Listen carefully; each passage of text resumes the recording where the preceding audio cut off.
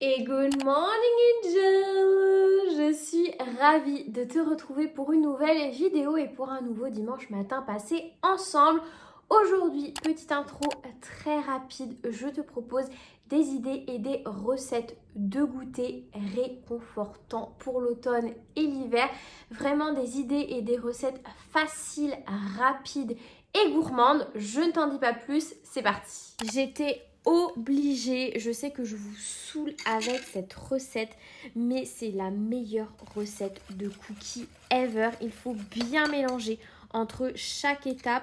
Vous aurez le détail des ingrédients pour chacune des recettes en description.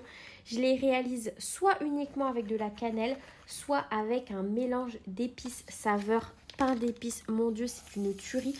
J'en ai l'eau à la bouche rien que de faire cette voix off en regardant les images. Il faut faire reposer la pâte 30 minutes au réfrigérateur avant d'enfourner nos cookies. 10 minutes dans un four préchauffé à 180 degrés. Je vous jure, ces cookies, ils sont moelleux à l'intérieur, croustillants à l'extérieur. C'est une merveille.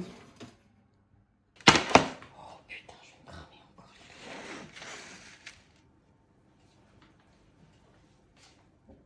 Deuxième goûter, c'est plus une idée qu'une recette. C'est clairement le goûter de mon enfance. Ma grand-mère me faisait ce goûter à chaque fois que j'allais chez elle. C'est tout simplement du beurre demi-sel tartiné sur du pain avec du chocolat noir. Toute mon enfance. La deuxième recette, c'est ma version de la tarte aux pommes avec tous mes secrets pour qu'elle soit divine. Ça peut paraître bizarre, mais pour que ma tarte soit caramélisée en dessous, je viens badigeonner sur mon papier cuisson du beurre fondu que je saupoudre ensuite de sucre. Vous allez voir, ça fait toute la différence. Je viens ensuite disposer ma pâte feuilletée, on a le coucou de Lulu. Et pour mon fond de tarte, je vais ajouter de la confiture. Je vous assure, c'est un petit twist délicieux. Ça fonctionne avec n'importe quelle confiture. De la confiture de pêche, de la confiture de rhubarbe. Là, j'ai ajouté de la confiture d'abricot. Je l'ai testé avec plein de confitures. Cette recette est toujours autant délicieuse.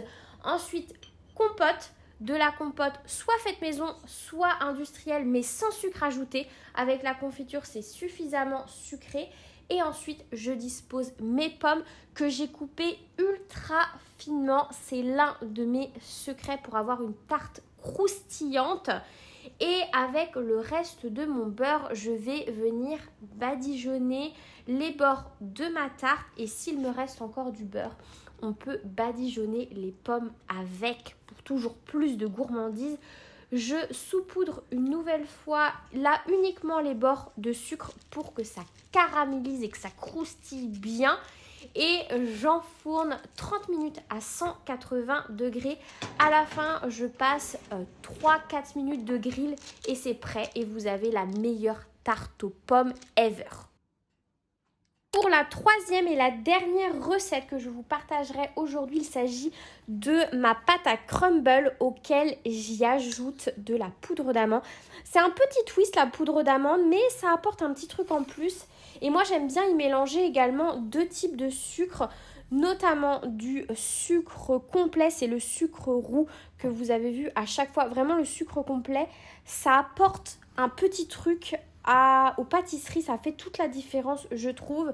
Du beurre demi-sel of course, moi le crumble avec du beurre demi-sel ou rien. Je viens disposer un fond de pâte, ça va permettre d'absorber l'excédent d'eau des fruits. Surtout que là j'ai utilisé des fruits surgelés, des fruits rouges surgelés. J'y ai également ajouté une pomme, mais alors le crumble, ce qui est top, c'est qu'on peut clairement l'utiliser avec tous les fruits qui traînent chez nous. J'enfourne ça 30-35 minutes à 180 degrés.